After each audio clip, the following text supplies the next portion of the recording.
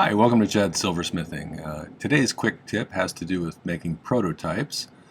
It's something that helps me a lot when I'm not sure if something is going to work out right. And I do a lot of that in my videos, things that I've never tried before. So making a prototype can be handy, and I'll talk a little bit about some of the benefits of doing that. Before we do that, I'd like to thank some groups of people.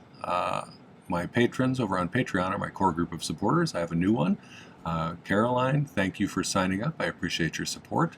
I think you'll find it's a great group of people over there who are really talented and are willing to share their knowledge with you as they have with me. So check it out and enjoy getting to know the people over there. Thank you to my previous patrons also for all of the support you've given me. The other group are my YouTube subscribers, and we just passed 26,500, which is awesome. Thank you for that. I really do appreciate the nice comments and you sharing how you do things, or constructive criticism, or just telling me your story and your situation. That's always nice too. And sometimes those are very heartwarming comments, and I do appreciate that. I also really appreciate the financial support, like the Buy Me a Coffees, the Super Thanks, buying my merch from my merch store, or buying my ebooks. That kind of stuff helps to keep my channel sustainable, and I probably couldn't do it without your help, so thank you for that. All right, well, let's talk about prototypes. So this is one of my design idea sketchbooks that are available on my merch store. This particular one has some information about flow temperatures of various types of solder, which is handy. The real feature for me is the dot matrix in the background here. I really like how it helps me to be able to draw more symmetrical designs and keep a record of the projects I've made, which I have found to be really useful in recent times. So get yourself one or two of those. They're great for keeping track of your projects. Today's project is not really a project, but just a little talk about making prototypes. And I have found, I didn't used to ever do this because I would just dive in and assume that things would work out. And sometimes they would, and sometimes they wouldn't. So I have instituted starting to make prototypes sometimes when I'm doing something that I'm not sure how exactly it's going to turn out. So there's a number of different things. I'll show you a few prototypes I've made in the past. Some of them are in copper, and that's when I'm feeling a little bit low on materials, and I feel like I can't recycle the silver that I'm using into something else. So, and with silver being so expensive right now, it's a really good idea maybe to, if you're going to make a prototype, to do it in a different metal, like brass or copper, or something else cheap like that. So this was from a recent project where I put a little purple amethyst in there, faceted stone with some prongs. But this was a prototype I made out of copper to see just how I wanted to make this. I originally started thinking I was going to make it out of two pieces with some square, flattened square wire down on the bottom for the rest of the band, and then some sheet on top. After doing that, I realized that I didn't like the way it looked, and it was going to be awkward to get it to look smooth and stuff, so I made the whole thing out of just an entire piece of sheet. So it helped to guide me to doing something that would work out better, and it did. So that was a handy one. This one was from a turquoise ring a while back, and it's made out of a piece of sheet that when you look at it originally, it was laid out kind of like a T. And I was trying to achieve this shape, but I wasn't sure what kind of a shape out of the sheet I needed to cut to get it exactly this way, or pretty close to this. And so I made my best guess of what the shape would be and cut it out of copper and tried it, and it was pretty close. So this was the prototype. I eventually changed it. I think these were a little bit shorter, so it wasn't quite so flared outwards. But it turned out to be a good plan to try it out first before I did the final piece in silver, and that was useful and turned out pretty nice, I thought. And this was when I was practicing some anti-clastic stuff. I actually used silver on this one, and I'll probably turn this one into a ring at some point or another because it's pretty decent. But it was my try to see if I could get a nice, kind of curve the way I wanted it to be on this one, and it worked out. And I'll use this for something else at some point. Here was one I was thinking about making a bell, kind of like the little bells you see on Christmas stuff. I'm not sure what those are called, but So I made it out of copper and did some cutouts and stuff, and I just tried to see if I could probably do that. And at some point or another I'll make some bells like this. I never did make one of those, but it was a try on something.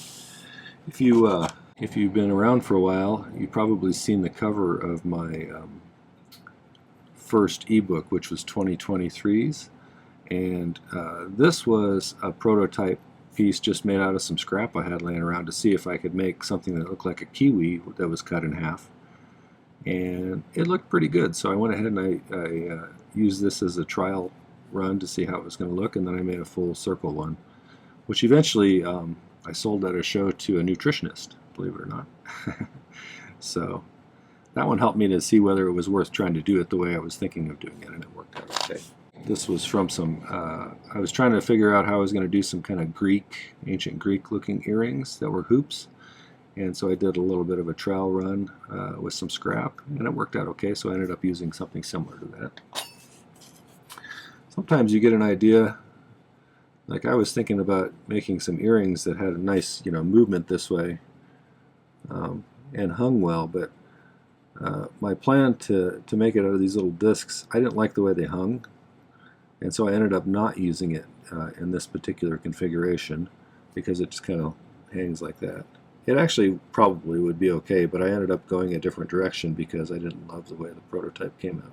I was making some flower rings, and I did this to see whether it would come out nicely, and I liked it. So I didn't quite get it perfect here. You can see I didn't get it soldered right, but I liked the look of it, so I ended up using that idea, and it turned out well. So some reasons that I do this, though, one of the things for me is I'm not sure sometimes whether I can pull something off soldering skill-wise. I'm pretty good at soldering, but occasionally there are things that, just some situations where you have complicated parts coming together and you're trying to get it to come together neatly, and I need to see if I can accomplish that in advance before I try to make a video about it. So I do that sometimes. And that's testing whether I can pull something off or not. This was an example of figuring out the geometry of a piece where I take a piece of flat sheet and I want to bend it in advance. I think before I did this, I actually did a paper prototype and just pulled it together and it got me pretty close, and then I made it out of metal, and then I made it out of silver. So, but that, I wasn't sure exactly the size and shape of the piece of silver I needed to cut, so that helped me to do that. If I'm going to do something that's going to have shank on a ring that I don't know what the size is going to come out to be when I make it, sometimes I'll make a prototype trying to attempt to get the size, or at least figure out how close I am to the size that I'm trying to achieve out of a piece of copper, in order to make sure that the final product out of silver ends up being the right size. And so that can be useful sometimes. A big one is sometimes when you imagine something in your mind and you think, oh, that's going to look really cool if I do that. There's, from my experience, there's a possibility that when you finish it and you look at it, it's not going to be anything like you imagined, or it'll look clunky, or it just won't turn out the way you visualized in your mind. And so having a little prototype in advance can give you kind of a peek into whether it's worth doing that particular idea that you have. So I don't know how many times I've made something that I thought was going to be really, really fun and attractive, and when it was done, it was like, oh, that didn't really turn out the way I thought it was going to turn out. So prototyping can help you to prevent that kind of a situation. Finally, and this has to do with the price of silver right now, silver is hovering around $100 an ounce, which is the highest it's ever been in my lifetime, and I think probably ever. And it doesn't look like it's probably going to come back down. So if you're going to make something out of silver, it might not be a bad idea to do it in some cheaper materials first, even though like copper and brass don't solder exactly the way silver does. You can get an idea about the outcome of the project in a cheaper material before you invest the money in silver, which is really pricey right now. So it can help you to save money by avoiding screw-ups that might have cost you some raw materials that are priced pretty dearly right now. So Keep that in mind. Sometimes a little bit of copper can save you some money by showing you whether the project you're going to make is going to work out. So those are some things I think about prototyping. Tell me what you do as far as prototypes. I think it's a good idea sometimes. And I'd love to hear your thoughts about it. So give me a comment and tell me what you think and what your practices are. I'm always curious to hear how people do things. So. Okay, well that was a few things about prototypes that help me when I'm making pieces of jewelry that I've never made before. I hope that you found that useful, and if you did, make sure to hit the like button before you go. That really helps to get my channel promoted, and I do appreciate that. I also would love it if you'd take a moment and check out my main channel page. I have lots and lots of content there. I've been doing 3 videos per week for 4 years, so there's quite a bit of useful content over there. Check out a few videos. Make sure to subscribe to my channel. There's no cost to that, and that really does help me out a lot. And don't forget to hit the video description down below. There's some important links there. Should you be interested in finding out more about Patreon, there's a link to that.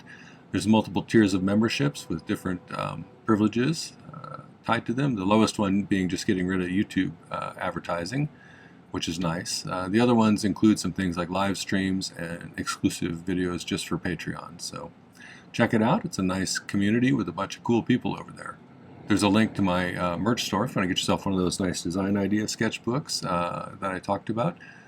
They're super handy for keeping track of your projects, and not only that, but there's a whole bunch of other stuff on the merch store too. You should check it out. There's some mugs and t-shirts and tote bags and some magnets with important information on it, but lots of stuff available there.